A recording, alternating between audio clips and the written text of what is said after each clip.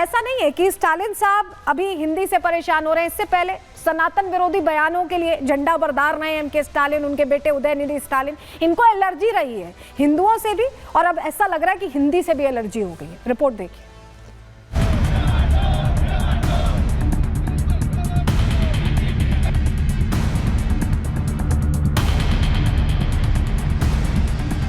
दक्षिण राज्य तमिलनाडु में विधानसभा चुनाव 2026 से पहले एक बार फिर से भाषा का विवाद सुलग रहा है। वो भाषा जो हिंदुस्तान की राष्ट्रभाषा है, वो भाषा जिसे आज दुनिया में तीसरी सबसे ज्यादा बोली और समझे जाने वाली भाषाओं का गौरव प्राप्त है। आखिर उस हिंदी से तमिलनाडु के मुख्यमंत्री एमके स्टालिन को क्या परेशानी? एमके स्टालिन की परेशानी कोई नई नहीं है, न ही हिंदी भाषा को लेकर और न ही सनातन के खिलाफ। वो हिंदुओं के खिलाफ हमेशा ही बोलते रहे हैं। एमके स्टालिन या फिर उदयनिधि स्टालिन सनातन की तुलना डेंगू मलेरिया से करते रहे हैं। इस बार हिंदी पर दिए बेतुके बयान पर जमकर विरोध हो रहा है। कुछ लोग हमेशा देश को तोड़ने में लगे रहते हैं, इसीलिए अब स्टालिन हिंदी का विरोध कर रहे हैं। हिंदी भारत की आत्मा है, देश को एकात्मता के साथ जोड़ती है, देश में सबसे बड़ी भाषा में सबसे ज्यादा स्थान पर बोले जाने वाली भाषा है। लेकिन अब स्टालिन जानबूझ करके हिंदी का विरोध करके खाई गहरी करने की कोशिश कर रहे हैं, लेकिन कोई खाई बनने वाली नहीं है। देश एकजुट था, एकजुट है और एकजुट रहेगा। हिंदी भाषा जब 19वीं शताब्दी से उठना शुरू हुई तो उसने एक जोड़ने का काम किया। एक सरल भाषा है जिसको हम पूरे भारत के स्तर पर पैन इंडिया देखते हैं। शायद स्टालिन जी को इस बात का एहसास नहीं होगा, इसलिए उन्होंने ऐसा वक्तव्य दिया होगा। मेरा मानना है कि उन्हें अपने वक्तव्य पर विचार करना चाहिए।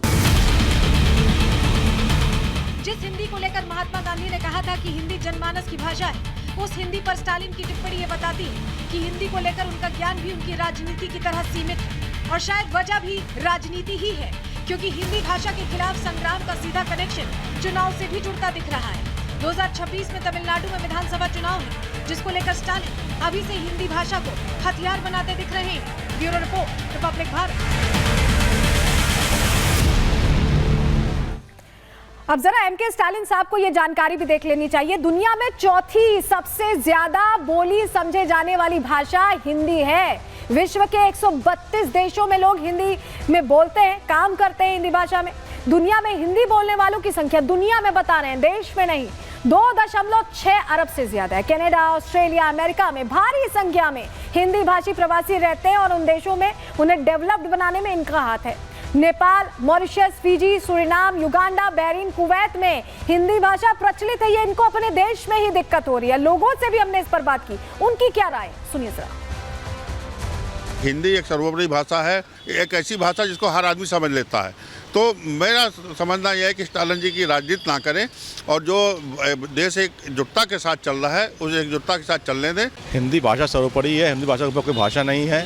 हिंदी भाषा से ही सारी भाषा की उत्पत्ति हुई, संस्कृत भाषा सारी भाषा उत्पत्ति हुई है, इससे ऊपर कोई भाषा नहीं है। उनका बड़ा मूर्खतापूर्ण बयान है, उनको इस तरह की बात नहीं करनी चाहिए, क्योंकि हिंदुस्तान की कल्पना हिंदी, हिंदू, हिंदुस्तान, बगैर हिंदी के हिंदुस्तान का कोई वजूद नहीं है। तमिलनाडु के सीएम हिंदुस्तान में रहते हैं और अगर हिंदी का विरोध करते हैं, हिंदी का अगर विरोध करते हैं तो ये बहुत गलत बात है। हिंदी के बिना हिंदुस्तान की कल्पना करना व्यर्थ है। देखिए, जनता बहुत समझदार है, कह रही है हिंदी के बिना हिंदुस्तान की कल्पना नहीं की जा सकती और एमके स्टालिन को ये जल्द से जल्द समझना होगा। चुनावी फायदे के लिए ऐसे हल्के बयानबाजी से बचना चाहिए। आगे बढ़ते हैं, अगले सेगमेंट की ओर बढ़ रहे हैं और बात दिल्ली की करने जा रहे हैं, क्योंकि दिल्ली में एक और सीएजी रिपोर्ट पेश कर दी गई है। बात इसकी।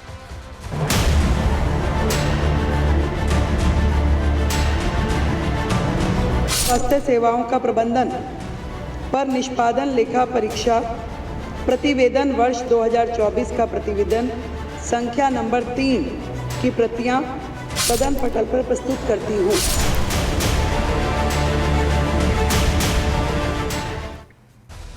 पीएम मोदी ने, आपको याद होगा कि आम आदमी पार्टी सरकार को आपदा सरकार कहा था और कहा था कि आपदा अब जानी चाहिए। तो अब जो रिपोर्ट आई है सीएजी की, वो इशारा भी इसी ओर कर रही है कि सबसे बड़ी आपदा के दौरान, कोविड के दौरान भी पैसों का खेल खेला गया है। जो पैसे दिए गए उसे खर्च नहीं किया गया, दरअसल उसे जेबों में भरा गया।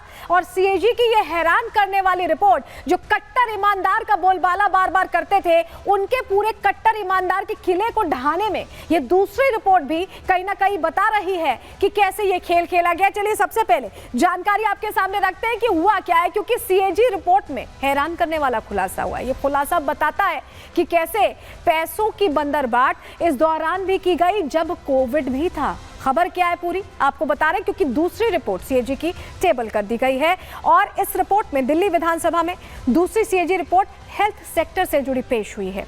इसमें स्वास्थ्य विभाग से जुड़ी सारी जो गड़बड़ियां की गई उनका लेखा जोखा रख दिया गया है। आप सरकार के दौरान स्वास्थ्य सुविधाओं का जिक्र किया गया और इसमें कैसे गड़बड़ियां की गई ये खुलकर बता दिया गया।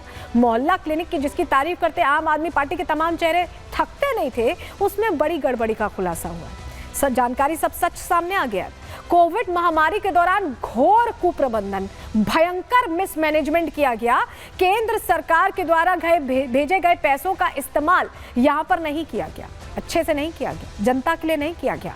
दिल्ली के लोगों को मौत के मुंह में ढकेल दिया गया, उन्हें मरने के लिए छोड़ दिया गया, पैसे दिए भी गए उसको भी यहां खर्च नहीं किया गया।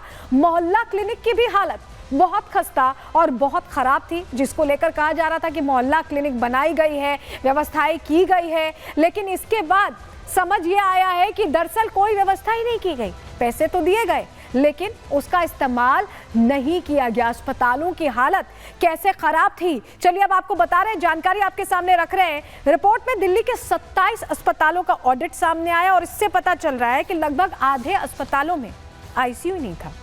आईसीयू क्रिटिकल केयर यूनिट ही नहीं थी। 8 अस्पतालों में ऑक्सीजन सप्लाई नहीं दी गई, जिसकी वजह से सबसे ज्यादा लोगों को दिक्कत हो रही थी। ऑक्सीजन नहीं मिल रही थी, लोग सांस नहीं ले पाते थे कोविड में, उसकी व्यवस्था नहीं। 15 अस्पतालों में मॉर्चरी मौजूद नहीं थी, बेसिक मिनिमम रिक्वायरमेंट जो अस्पताल की होती है वो मौजूद नहीं थी। 12 अस्पतालों में एम्बुलेंस की कमी मिली है, तो मरीजों को कैसे आवाजाही होती, ये अपने आप में प्रश्न था। और ऐसे में मनजिंदर सिंह सिरसा कह रहे हैं कि इसी को लेकर हम अंदेशा जाहिर करते थे और अब सच सामने आया। सुनिए जरा। अरविंद केजरीवाल जी ने हॉस्पिटल सेहत सर्विसेज के नाम के ऊपर दिल्ली को लूटने का काम किया। हॉस्पिटल बनाने के नाम के ऊपर किस तरह से तय बजट से 350 करोड़ रुपया फालतू जो उन्होंने करप्शन के लिए अपनी जेबों में डालने का काम किया। किस तरह से मोहल्ला क्लिनिक जिनको कहते थे अमेरिका कनाडा देखने आता, उसमें बिजली ही नहीं थी, बिना बिजली के मोहल्ला क्लिनिक चले और उनको किराया भी देता रहे और लूटते रहे दोनों हाथों से। दिल्ली को जो लूटने का काम किया था, आज दूसरी कैग रिपोर्ट भी बताएगी। अरविंद केजरीवाल जी आपके सारे चिट्ठे खोलेगी और बताएगी कि तुम कट्टर बेईमान हो। तो कैसे गड़बड़ झाला किया गया ये समझ लीजिए। मोहल्ला क्लिनिक में बेसिक जो सुविधाएं हैं उनकी यहाँ पर कमी थी, कोई व्यवस्था उस लिहाज से नहीं थी। बीपी शुगर जांच की मशीनें तक नहीं थी जो बेसिक चेकअप के लिए चाहिए होती हैं। कोरोना में मरीजों को ठीक से देखा नहीं गया, उनकी जांच नहीं की गई। मरीजों की जांच सिर्फ 1 मिनट में कर ली गई, 1 मिनट में डॉक्टर को पता चल गया कि सब ठीक ठाक है या नहीं। सोचिए आप, 18% मोहल्ला क्लिनिक काम नहीं कर रहे थे, सिर्फ बना दिए गए थे। 50% मोहल्ला क्लिनिक में दवाएं भी नहीं थी। कई क्लिनिक्स में टॉयलेट और पानी की भी व्यवस्था नहीं थी। ऐसे में मरीज पहुंचे तो कहां जाएं, क्या व्यवस्था है, ये अपने आप में पता चल रहा है कि किस तरह की यहाँ पर व्यवस्थाएं रखी गई थी और जो जरूरी चीजें थी।